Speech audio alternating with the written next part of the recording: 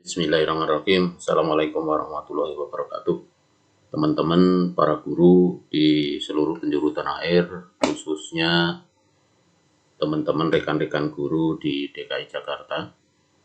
Pada kali ini saya akan sedikit berbagi dan sedikit menafsirkan. Barangkali ini bisa bermanfaat bagi kita semua. Bapak dan Ibu guru, pada saat pandemi seperti ini, kita WFH, kemudian anak-anak juga PJJ, kita kadang-kadang kesulitan untuk membuat model ujian sekolah pada kondisi daring seperti ini.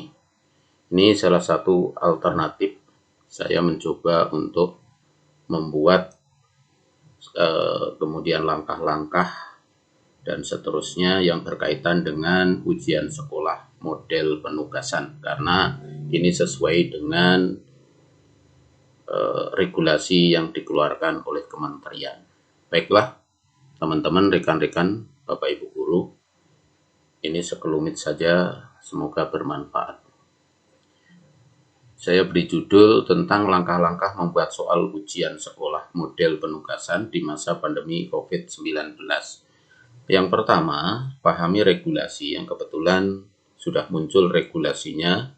Yang pertama yang hangat adalah Surat Edaran Mendikbud nomor 1 tahun 2021 tentang peniadaan ujian nasional dan ujian kesetaraan serta mengatur tentang model ujian sekolah.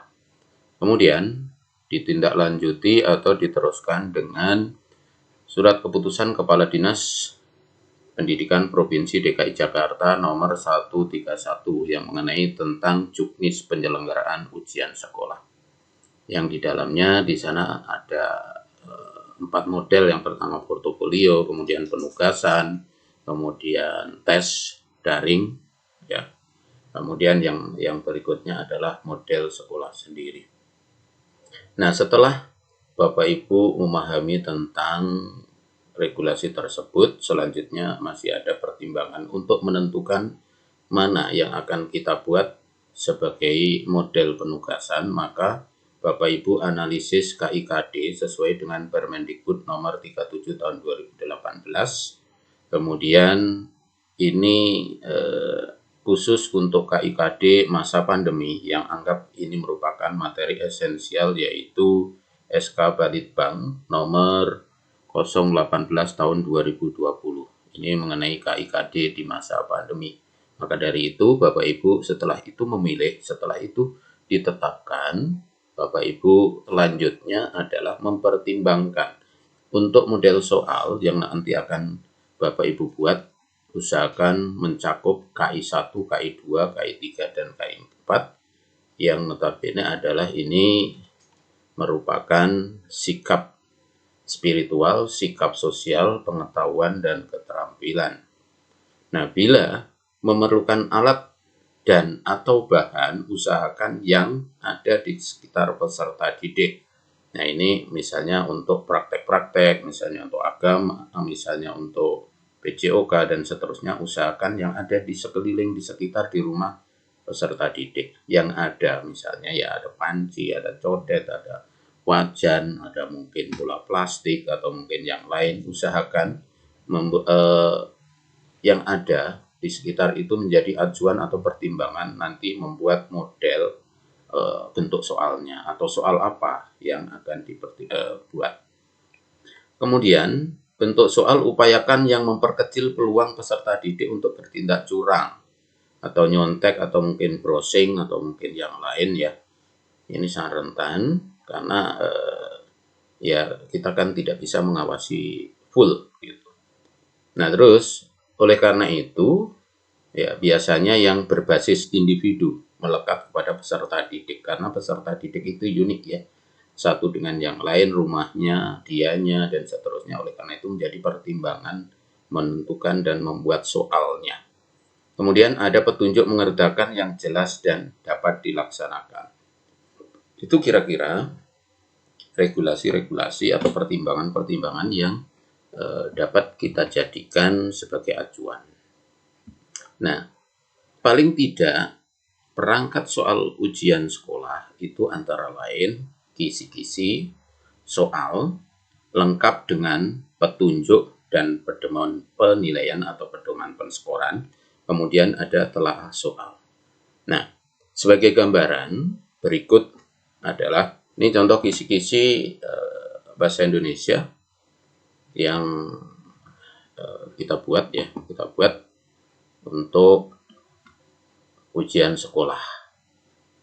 Kurikulumnya 2013, waktunya 8 jam kita asumsikan. Jadi nanti anak-anak itu satu hari satu mapel. Kita untuk mengerjakan, kalau bisa selesai, tetapi durasi waktunya yang itu sebenarnya 1 minggu, tetapi kalau bisa ya seperti itu. Kalau misalnya tidak bisa, katakanlah hari Senin bahasa Indonesia, hari Selasa misalnya agama, hari Rabu matematik, dan seterusnya. Dalam 1 minggu itu kita jadwalkan ada 5 mapel, sehingga 1 hari 1 mapel. Kalau bisa selesai, nah kalau bisa artinya hari-hari berikutnya masih bisa kita menerima mengumpulkannya. Teknik pengumpulannya nanti ada link tersendiri. Mungkin bisa pakai link di Google Classroom, atau mungkin di Schoology, atau mungkin di yang lain-lain. Intinya nanti akan dibuatkan link untuk mengumpulkannya. Nah, aspek yang akan kita uji adalah membaca, menulis, dan berbicara. Kita tahu bahwa bahasa Indonesia itu kan ada 4 aspek ya. Ada membaca, mendengar atau menyimak, menulis, dan berbicara. Nanti yang kita akan uji adalah 3 aspek ini. Misal, dalam KD 412, di situ tertuliskan mengungkapkan rasa simpati, peduli, empati, atau perasaan pribadi dalam bentuk cerita inspiratif, tulisan atau tulis, gitu ya. Kemudian materinya, model, teks, cerita inspiratif. Indikator soalnya, disajikan ilustrasi masalah pandemi COVID-19 yang dikaitkan dengan masalah emosi, psikis, kegiatan belajar, dan menjaga motivasi sehingga ia bisa menemukan sendiri inspirasi peserta didik tersebut dapat. Nah, jadi dikaitkan dengan kondisi sekarang nyata, apa yang dia alami, ini kan berbasis pribadi ya. Oleh karena itu, masing-masing punya cerita tersendiri, curhatan tersendiri, menemukan tersendiri, sehingga bisa menginspirasi. Nah, itulah ditulis. Setelah itu, tuliskan cerita itu, gitu ya. Kemudian sampaikan cerita itu di depan orang tua masing-masing. Ini nanti modelnya direkam, gitu ya, video. Kalau ini bentuknya tulisan, gitu. Inilah yang keterampilan menulis, ini keterampilannya berbicara. Kemudian menulis struktur teks cerita inspiratif, kemudian menuliskan pengertian teks cerita inspiratif. Ini membaca. Jadi setelah ketemu ceritanya, kemudian dipahami struktur dan bahasanya, gitu ya, dan seterusnya. Oleh karena itu, ini mencakup 3 tadi. Bisa juga, ya nanti kan kalau untuk sikapnya kita bisa melihat saat dia mengumpulkannya, itu sejauh mana tanggung jawabnya. Kemudian saat dia berbicara di depan orang tua, itu bisa kita nilai sikap spiritualnya, sikap sosialnya. Kemudian nanti nilai pengetahuannya bisa ditulis ditulis gitu ya. Bisa pengetahuannya di struktur dan pengertian, kemudian keterampilannya itu bisa di menulis dan berbicara, sehingga aspek atau KI-nya sudah tercakup semua. Nah, jadi itu. Nah, setelah ada kisi-kisi, kemudian kan kita tuangkan menjadi soal. Nah, ini soalnya. Tadi kan disebutkan di dalam soal kan ada ketentuan. Ini ketentuannya. Tugas bersifat individu, ditulis tangan, di kertas bergaris.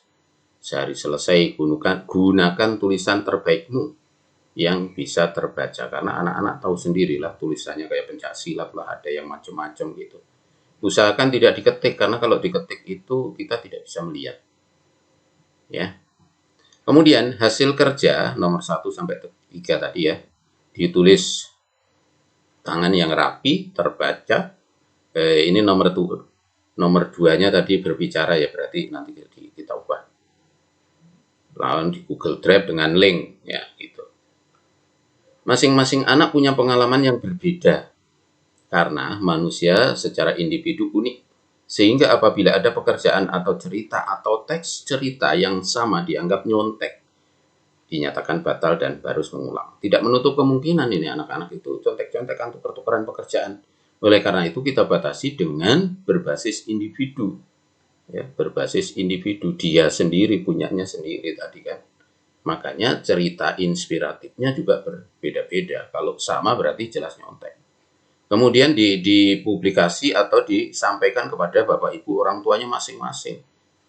Jadi tulisannya ya dia kita ukur tulisannya, kita ukur berbicaranya, ya, dan seterusnya. Ini yang dimaksud. Berikutnya ilustrasi. Ilustrasi seperti tadi ya tinggal mindahin saja mengatasi soalnya. Soalnya bunyinya adalah, coba tuliskan pengalamanmu masing-masing tersebut dalam bentuk teks cerita inspiratif sesuai dengan struktur dan kebahasaannya. Ini merupakan C6 karena meng-create ya. C6 membuat gitu. Kemudian ceritakan atau sampaikan ceritamu tersebut di depan orang tuamu masing-masing pakai seragam dengan lengkap. Ini C5. Dalam aspek berbicara direkam. Ini kan mengomunikasikan. Sebutkan dan jelaskan struktur. Ini aspek pengetahuan. Ini membaca. Ini hanya C2 kalau nggak salah, ini pengetahuan ya. Kemudian apa yang dimaksud dengan ya ini C1 atau C2 ini pengetahuan. Mengukur hanya pengertian. Nah, itu soalnya. Kemudian pedoman penskorannya atau pedoman nilainya. Apabila isi, ini kan nomor 1 ya, tadi kan tulisan, tulislah gitu kan. Apabila tulisannya itu isinya, strukturnya, dan bahasanya lengkap dan benar, ini kan 3 unsur, nilainya 40. Gitu ya. Apabila 2 unsur yang lengkap, nilainya 30. Apabila hanya 1 unsur yang lengkap dan benar, 20. Tidak ada yang benar, 10. Tuh. Kemudian berceritanya, tadi menyampaikan nomor 2. Sikap, penampilan, gaya, vokal, teknik, ketiganya memenuhi syarat, memenuhi ketentuan, maka nilainya 30. Terpenuhinya hanya 2 unsur ya, dari ini. Kita tidak menilai masalah teksnya, ini mengenai masalah berbicaranya, karena teksnya sudah di sini. Gitu ya. Maka 20. Terpenuhi hanya 1 unsur, 10. Kemudian nomor 3, menyebutkan struktur dan menjelaskan. Ya.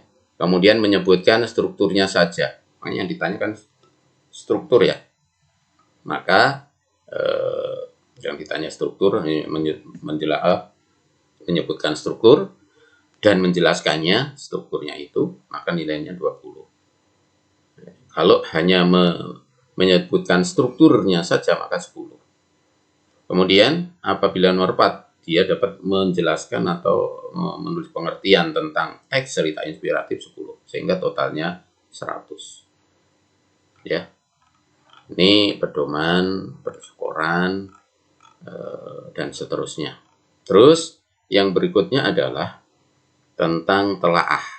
Nah, telaah kualitatif ya. Ada